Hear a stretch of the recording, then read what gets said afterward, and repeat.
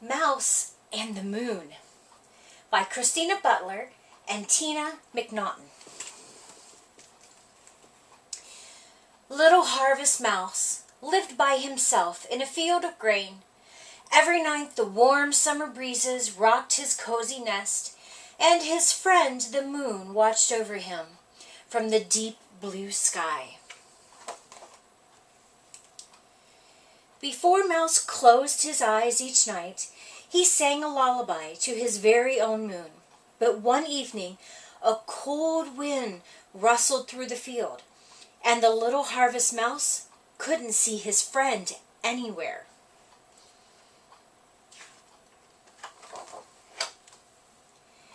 Mouse peeked out of his nest. Everything looked so different without the moon's friendly glow. Trembling, he raced across the field. "Someone's stolen the moon," he shouted. "Stolen the moon?" quacked Duck. "I can't believe that. The moon is in the pond where she always is." "In the pond?" thought Mouse. "That can't be." But he followed Duck as she looked in the water.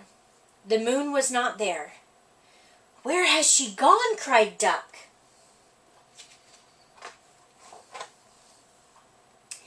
"The moon doesn't live in the pond," laughed Squirrel, who was listening nearby. "She's above my nest in the fir tree. The moon doesn't live in a tree," sniffed Duck. "She does," says Squirrel. He scampered around every branch, but he couldn't find the moon. "She's not here," he called down in a panic. "The wind must have blown her away." Rabbit was on his way home when he heard all the fuss. "Blown the moon away?"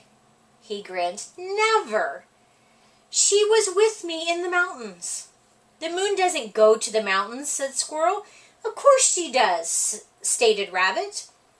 They all dashed after him to find the moon.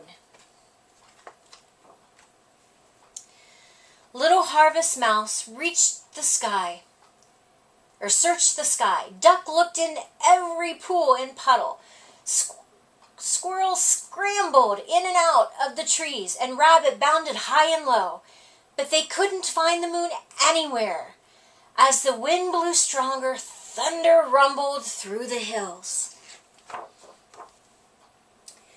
"What have you done with my moon, Squirrel?" snapped Duck. "Rabbit must have stolen her," Squirrel whispered. "I've done no such thing," grumbled Rabbit. "But what will I do without her?" squeaked Mouse. "I'll be all alone." Flash! Boom! Lightning lit up the sky. Crack! Crash! Thunder clattered over the mountains. "Follow me," shouted Rabbit. "I know where there's a cave." They raced through the storm and squeezed together in the cave. "I'm sorry I snapped," whispered Duck.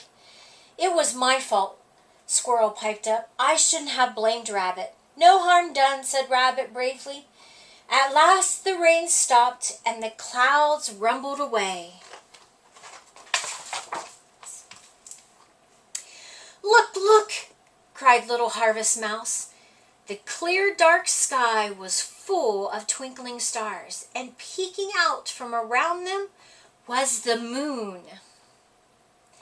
It glowed bright over the mountains, glittering through the trees, and shining in the pond.